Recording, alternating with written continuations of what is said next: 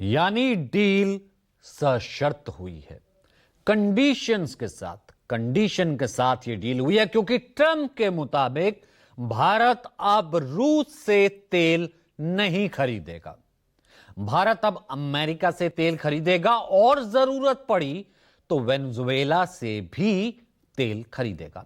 अब सवाल यह है कि क्या ट्रंप के आगे हमने घुटने टेक दिए हैं? क्या अब अमेरिका तय करेगा कि हम कहां से तेल खरीदें, कहां से ना खरीदें? और क्या यह अमेरिका फैसला लेगा कि हम रूस से तेल खरीदें या नहीं? क्योंकि इसी शर्त पर अमेरिका ने भारत पर जो 25% का एक्स्ट्रा टैरिफ लगाया था वो अब हटा लिया है, जबकि रेसिप्रोकल टैरिफ जो 25% था उसे महज 7% की कटौती की है, 18% कर दिया है, 18%। हालांकि यह भी शर्तों के साथ है। क्या शर्त है? वो यह कि अमेरिका के लिए भारत अपना टैरिफ 0 करेगा। और इसका भी ऐलान कौन करता है? डोनाल्ड ट्रंप करते हैं। प्रधानमंत्री मोदी की दोस्ती, सम्मान और उनके अनुरोध पर हमने अमेरिका और भारत के बीच तुरंत एक ट्रेड डील पर सहमति बनाई है। इसके तहत अमेरिका भारत पर लगाया जाने वाला रेसिप्रोकल टैरिफ 25% से घटाकर 18% करेगा।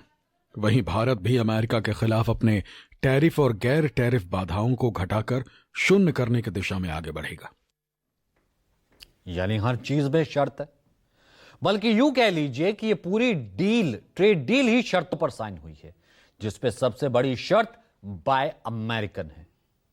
इसी के तहत सारे व्यापार किए जाएंगे। अब यह डील किन किन क्षेत्रों में हुई है यह भी समझ लीजिए। ऊर्जा, टेक्नोलॉजी, कृषि और कोयला, ये वो तमाम सेक्टर्स हैं जिन पर बीती रात भारत और अमेरिका के बीच ट्रेड डील साइन हुई है।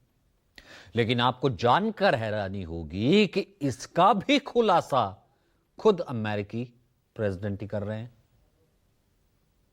प्रधानमंत्री मोदी ने अमेरिकी सामान को पहले से कहीं ज्यादा स्तर पर खरीदने की भी प्रतिबद्धता जताई। साथ ही अमेरिका की ऊर्जा, टेक्नोलॉजी, कृषि, कोयला और कई अन्य उत्पादों में $500 अरब से अधिक की खरीद का वादा किया है। अब ट्रंप ने सिर्फ सेक्टर का खुलासा किया कि किस किस क्षेत्र में भारत के साथ डील हुई है। अभी भारत अमेरिका से सालाना जो है $50 अरब से कम का आयात करता है।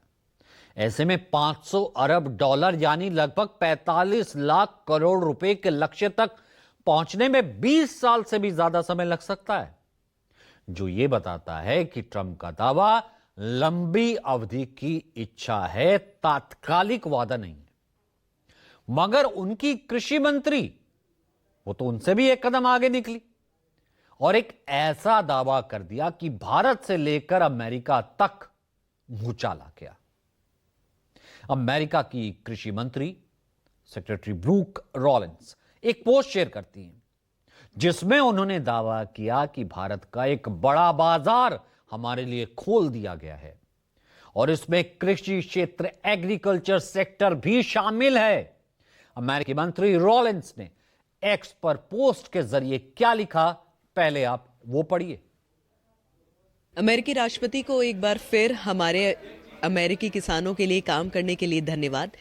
नए अमेरिका भारत समझौते के तहत अब अधिक अमेरिकी कृषि उत्पाद भारत के विशाल बाजार में निर्यात किए जाएंगे, जिससे कीमतों में सुधार होगा और अमेरिका के ग्रामीण क्षेत्रों में कैश फ्लो बढ़ेगा। साल 2024 में भारत के साथ अमेरिका का कृषि व्यापार घाटा $1.3 अरब था।